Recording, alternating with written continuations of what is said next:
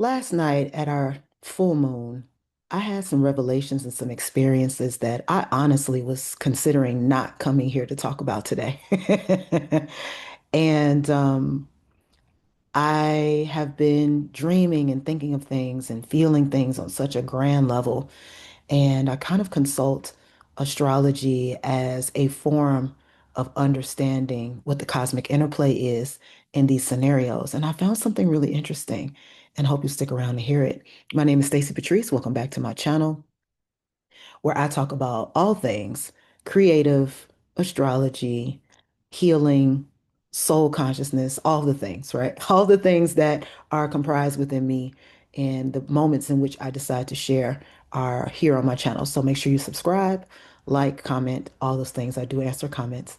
Um, so one of the things that I've been in the practice of doing for a really long time is when I have a wonderfully different kind of day or a day that feels like flow, I immediately look for what were the components that made this day feel different than other days.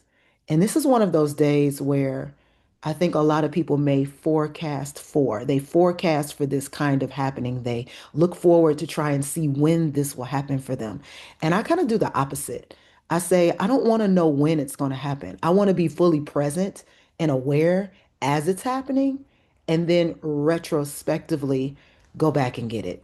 And this is just the way that I do a lot of things. I am not into astrology for forecasting purposes or divination purposes, telling people, as I may have discussed in another video, what it's going to be and when. That's just not my bag. My bag with astrology is the way that it was introduced to me and the way that I've always regarded it. It's like a deeper understanding of something that I already sense and feel.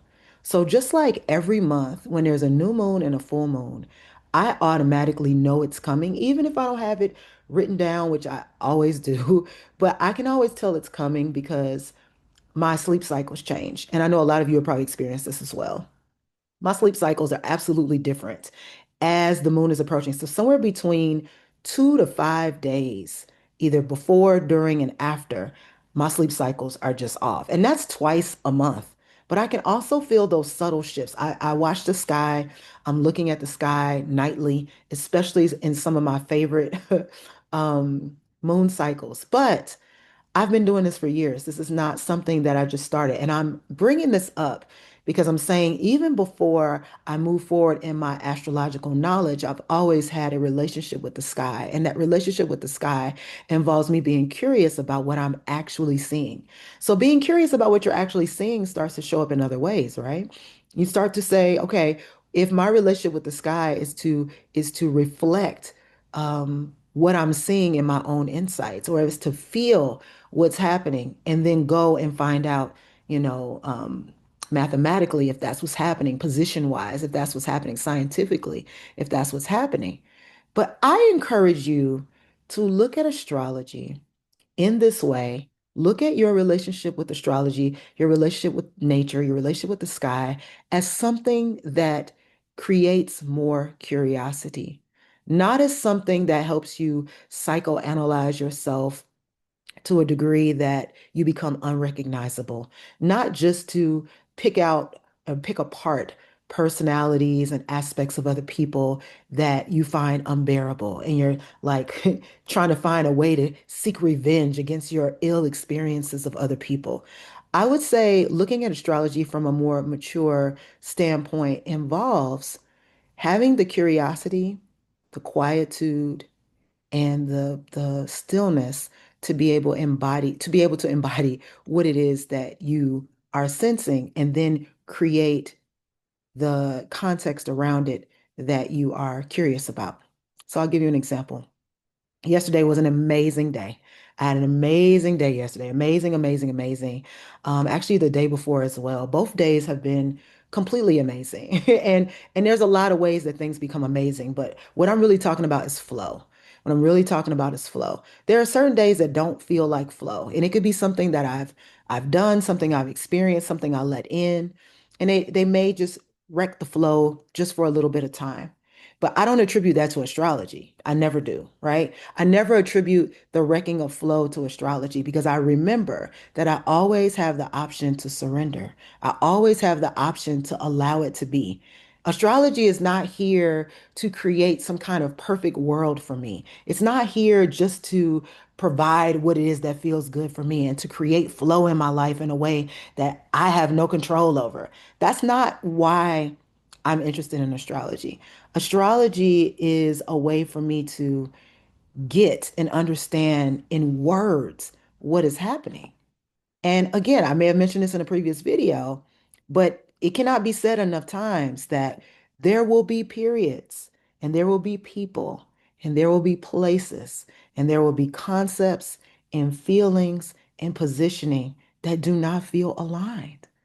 And so most people are like, if you watch the sky every day, if you analyze, if you divine, you can remain aligned. No, you may not remain aligned because part of this positioning is to help you grow and develop. If you are always aligned, then that means that you are simply either static and even that is not aligned, or you are jumping to meet the moment that's ahead, which is completely opportunistic, which is not always aligned, or it's some other factor that allows you to be just one with it. And there will be periods of that. It's like, wax on, wax off. There are things that are going to happen that are just not going to be advantageous for you in the stars. It doesn't mean that you won't receive an advantage from it.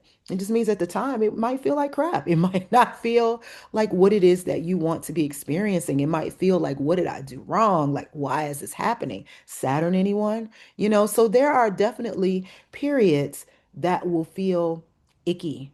And I don't want anyone who's listening to the sound of my voice at this time to think that, oh, if I just align with astrology, everything is going to be smooth, it's going to be free and clear. I am going to finesse my way through life. That's not what this is about. Not over here. I don't know what anyone else is saying. Anyone else who does consultations, who practices astrology, who understands, who is an astronomy buff. I don't know what anyone else is saying. I'm saying that's not what this is about over here. That is not what I represent.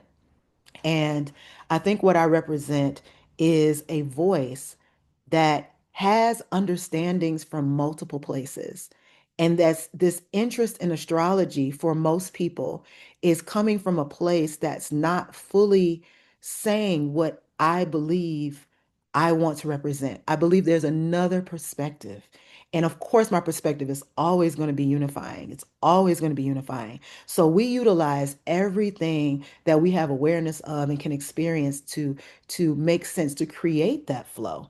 This is not about somebody else creating the flow. This is about us utilizing what we know and what we're sensing to create that flow. And so I just want to say that to you today. Um, I was looking at a chart last night. There's a way that I look at a chart, and we'll do this in my course that starts on January 11th. There's a way that I look at charts. And I was looking at this, tropical chart of this birth date in the sidereal chart. And I was looking at them side by side and, of course, checking to see what moved, what shifted. And as I was looking at what shifted, there were about maybe 4 or 5 placements that did not shift. In other words, they were the same constellation. Now, they may have been in a different degree for sure, and definitely in a different house in some instances, but they were the same signs, right? And so that to me is something that I look less at because it's like, okay, that feels more certain in terms of, before I even get to the degrees, before I even get to the houses. This is just like a quick identifier. It's the surface identifier. And then I started looking at where they shifted in the other signs. And it started to occur to me. I said, so I'll give an example. In tropical astrology, I am a Leo rising. But I have a close friend, several close friends, who are not Leo risings in tropical, but in sidereal, they are Leo risings. I want you to follow me on this, okay? If in fact in tropical I am a Leo rising, which tropical in my following is how I appear physically. I utilize it as more of the physical, and I utilize sidereal as more of beneath the surface. Okay. So if I'm following my own interpretation of what it is that I am doing, Me being a Leo rising in tropical looks a certain way. All of the qualities of what we think a Leo rising is, I won't go into all of them. Do either you know or you're going to pick it up, right? So there's a certain way that I may show up or that I'm perceived or even the structure of my face and all these things I've studied and learned and all of this that would explain that Leo rising is definitely what I am, right? But then when I look at my sidereal friends that are Leo risings, what I noticed is that they are the thing that I am in tropical, but the difference is I'm aware of it and they cannot see it. It is acting without the awareness. This is just something that came to me literally last night. They are acting without the awareness. All that means is it's the same thing. It's the same energy, right? So if tropical is saying that I'm a Leo rising, it's that Leo rising energy. But then sidereal, they have Leo rising. It's the same Leo rising energy. I know it through my study of tropical. It doesn't mean I identify it. I know it through my study of tropical. Again, this bridging of the gap, all of these years that I have been studying tropical, and I know all the things about what a Leo rising means, everything from the mane to the presentation to the sometimes ostentatious, like all of these things, right? Even the facial structure. And for years, where I was wearing that as my identity before Sidereal, where I was wearing that as my identity, I understood that people saw that about me. My awareness was that's what people are seeing. That's why these comments I'm getting are coming in this way. That's how people are wired to see me. Even if I don't say I'm a Leo rising, this is how people see me, right? And this is what they still say. It doesn't change that I study sidereal. It is still what they say, and I understand it as such. But for my sidereal friends over here who are Leo rising, they did not come up with the conditioning that they are Leo rising. So that conditioning that I have that they do not have is akin to having an asset but not activating it, or knowing one thing, being conditioned on one thing, but it's not necessarily translating and true of a other, or having something that you don't even know is there because no one pointed it out to you. And to me, this is the biggest insight between tropical and sidereal that I've had recently. And I say it's an insight because I'm not sitting in a position of, oh, sidereal is very new to me, tropical is very new to me, and I'm trying to learn the difference between the two. It's a perpetual study, of course. I'm not purporting that I know the peak of anything, right? I'm gonna keep saying that until you all hear me. So I am saying that something that I have studied in depth that I know and I feel I am now seeing it reflected. And I didn't even know that these two people I'm talking about were Leo risings until I looked at their chart last night and I said, wow. Because there's something from their personality that does this thing that I recognize. But it's just the simple fact that them not knowing it means they don't lead with it. It's the same thing that people see about them.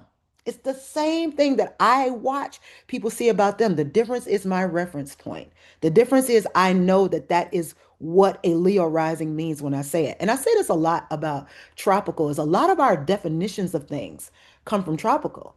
So even if we are looking at a sidereal zodiac, we are often using the framework and a reference point of tropical. So this is why I did the video yesterday, how to bridge the gap between tropical and sidereal, because you are still referencing in some way, shape, or form, unless you have 100% been on sidereal and just are not aware of the references. A lot of it is referenced through tropical, which is why that feels so homey to most of us at some point in our lives. But then when you study sidereal, things shifts, seasons shift, all kinds of things shift. And so all of a sudden, the things that you're studying over here don't make as much sense in this context. But it doesn't mean that there aren't still some qualities of that you can reference on the sidereal side.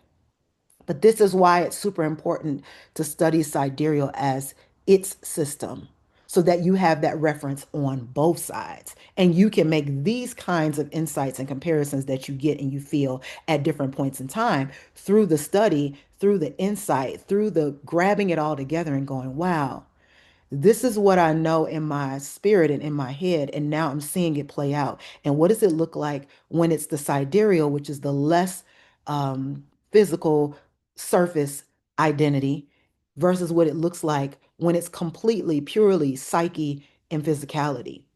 And I think you may disagree with those distinctions, but I think it's important to just listen with the ears of you are still bringing in and bridging that information, and you have to adjust accordingly because I can't treat the people who have sidereal Leo rising in the same way that maybe a tropical would, if in fact they would deny it, right? They would deny that this energy is even there, that it even exists, but I can see it. I can see it so much so I had to reference the chart. Like, is that what I'm looking at? That was 100% what I was looking at. So I say that to say all of your knowledge will not be coming from astrology alone. Again, astrology is a reference. It is a way to feel into what is happening, which is what we will go over in my course. It's a way to feel into the moment and feel into what is happening. But it is not the final say because your insights, when you are present in life, your insights are coming from a lot of different sources, a lot of different places. And what you might be doing is straightening up the language a bit, straightening up context around what it is that you're experiencing. And then maybe even still questioning that. And that is when your astrology journey really begins. Is what I have been told, is what I have seen, is what has been laid out lining up for me? Not for you, you, and you. Is it lining up for me? And that is why sometimes we have to go on a journey to the east. We have to look at the deep spiritual implications, which involve historical, cultural, all of these other implications, and see and try it on for ourselves. So I invite you to do that with me. You can go to the link in my bio, stacepatrice.com/, to the east, to check out the course, to join us. We're going to have a great time. It's going to be informal and fun, but very informative. Okay. And also, in addition to that, we are going to look at these kind of distinctions and start to create a language of our own as needed to help describe and use our insights to feel our way into these cosmic identities and experiences. So I hope you'll join me. Again, like, share, subscribe, comment below. I want to know what you're thinking about how this sounds to you. Do you do this? Do you look at what's happening on the day in advance, or do you look at it in retrospect, or do you look at it at all? Do you just feel your way through it? How much of your feeling is involved in your astrological journey? I would love to talk about that with you in the comments, and I look forward to seeing you for the next video. Peace.